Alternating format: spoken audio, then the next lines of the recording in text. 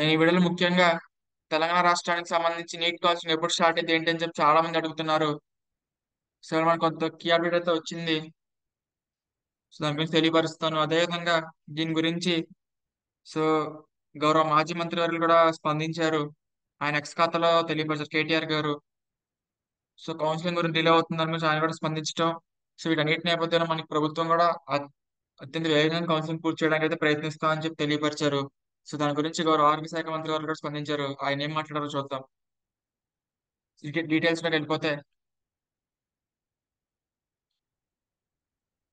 So ముఖ్యంగా మనకి ముందుగా నిన్న నేషనల్ మెడికల్ కమిషన్ వాళ్ళు ఒక విషయం తెలియపరిచారు క్లారిటీగా. సో స్టేట్ గవర్నమెంట్స్ అనేటివి అంటే స్టేట్ లో మనకి రౌండ్ 2 అనేది 27 సెప్టెంబర్ లోపు కంప్లీట్ అయిపోవాలని చెప్పి తెలియపరిచారు. So state health universities government కదండి, హెల్త్ యూనివర్సిటీస్. సో ఆయా రాష్ట్రాల హెల్త్ యూనివర్సిటీ వాళ్ళు వాళ్ళ సెకండ్ రౌండ్ సీట్ అలాట్మెంట్ అనేది 27 సెప్టెంబర్ లోపు అయిపోవాలని చెప్పి నిన్న వాళ్ళు ఇచ్చిన నోటీసులు తెలియపరిచారు. సో కాబట్టి డెఫినెట్ గా ప్రతి స్టేట్ కూడా 27 సెప్టెంబర్ లోపు కంప్లీట్ చేయడానికి ట్రై చేస్తుంది. సో ఏపీ స్టేట్ అయితే ఇంకా రౌండ్ 1 రిజల్ట్ అయితే రాలేదు, ఇంకా అలాట్మెంట్స్ అయితే ఇవ్వలేదు. సో మోస్ట్ ప్రాబ్లీ ఇచ్చేస్తారు, ఒక 1 or 2 డేస్ లో ఇచ్చేస్తారు అనుకుంటున్నా. మరి తెలంగాణలో అయితే ఇంకా చాలా డిలేలో ఉంది. సో వీళ్ళు కూడా 27 సెప్టెంబర్ లో కంప్లీట్ చేయాల్సిన అవసరం ఉంది మరి వాళ్ళు ఇచ్చిన గైడ్ లైన్స్ ప్రకారం. కాబట్టి తెలంగాణ స్టేట్ లో కూడా స్పీడప్ చేసేస్తారు కౌన్సిలింగ్ ప్రాసెస్ అనేది. అదొక ఆస్పెక్ట్ అయితే మనకి గౌరవ రాష్ట్ర ఆరోగ్య శాఖ మంత్రి ఎవరైనా స్పందించారు. సో ఎంబీబీఎస్ బీడీఎస్ సీట్ల కౌన్సిలింగ్ కోసం ఎదురు చూస్తున్న విద్యార్థులు వాళ్ళ తల్లిదండ్రులు ఆందోళన చెందాల్సిన అవసరం లేదని చెప్పి తెలియపరిచారు. మెడికల్ కౌన్సిలింగ్ కమిటీ ఇచ్చిన గడువులోగా ఎంబీబీఎస్ కౌన్సిలింగ్ తప్పకుండా పూర్తి చేస్తాం. ఈ విషయంలో ఎలాంటి వదంతుల్ని అసత్య ప్రసారాలను నమ్మవద్దు. తెలంగాణ ప్రాంత విద్యార్థులకే సీటు దక్కాలన్నది మా ఆలోచన. ఈ విషయంలో రాజీ పడేది లేదని చెప్పి తెలియపరిచారు. మరో వారం రోజుల లోపలే కౌన్సిలింగ్ ప్రారంభమవుతుంది. సో మరో వారం రోజుల లోపలే కౌన్సిలింగ్ స్టార్ట్ అయిద్దని చెప్పి గౌరవ ఆరోగ్య శాఖ మంత్రులు తెలియపరిచారు. ఈలోగా వెబ్ ఆప్షన్స్ నమోదు కోసం విద్యార్థులు సిద్ధంగా ఉండాలి. రాష్ట్రంలో ఉన్న ప్రభుత్వ ప్రైవేట్ కాలేజీల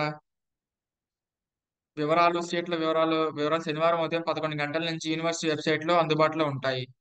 గత ఏడాది ఏ ఏ ర్యాంక్ విద్యార్థులకు ఏ ఏ కాలేజీ సీట్ వచ్చాయనే వివరాలు కూడా వెబ్సైట్ లో అందుబాటులో ఉంచుతున్నామని చెప్పి తెలియపరిచారు.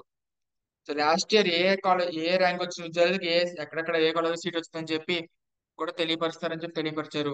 వెబ్సైట్ లో పెడతారని తెలియపరిచారు. వాటిని పరిశీలించి మీ ర్యాంకుకు అనుగుణంగా వెబ్ ఆప్షన్ల కోసం జాబితాను సిద్ధం చేసుకోవాలని విద్యార్థులను తల్లిదండ్రులు విజ్ఞప్తి చేసుకున్నామని చెప్పి తెలియపరిచారు. So last year cut offs ఏదైనా ఉన్నాయి కాలేజీకి సంబంధించి, సో ఆ కట్ ఆఫ్స్ కూడా కాలేజెస్ కి తెలియపరుస్తాము. వాటిని చూసి మీరు ఈ ఇంకా ప్రయారిటీ ఆర్డర్ పెట్టుకోవడానికి ముందుగానే సిద్ధమని చెప్తున్నారు.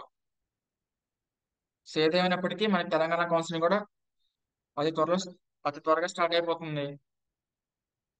ఎందుకంటే గౌరవ ఆరోగ్య శాఖ మంత్రి వాళ్ళు తెలియపరిచారు కాబట్టి. సో ఇది పరిస్థితి. అలాగే మనకి ఆంధ్రప్రదేశ్ సంబంధించి Anantapur medical college 50 MBBS seats official గా అనౌన్స్ చేశారు. మనకి ఎన్ఎంసీ వాళ్ళు ఇచ్చిన లిస్ట్ లో అఫీషియల్ 50 సీట్స్ పెంచుతున్నట్లు అనౌన్స్ చేశారు. సో ఇది కూడా మనకి పులివెందుల కాలేజ్ 50 సీట్స్ పోయి దీంట్లో 50 సీట్స్ యాడ్ అయినాయి కాబట్టి రెండు బ్యాలెన్స్ అయిపోయింది. 50 సీట్స్ అయితే ఎస్వీఆర్కి యాడ్ అయినాయి. అంటే ఎస్వీఆర్కి ఎటువంటి ఇబ్బంది లేకుండా, ఎస్వీఆర్కి ఎటువంటి లాస్ లేకుండా, అంటే పులివెందుల కాలేజ్ పోయిందని చెప్పి అందరూ లాస్ గా భావిస్తున్నారు. దాన్ని కంపెన్సేట్ చేస్తూ అనంతపురం కాలేజ్ 50 సీట్స్ పెంచినట్లుగా భావించవచ్చు. సో ఇది పరిస్థితి. Thank you.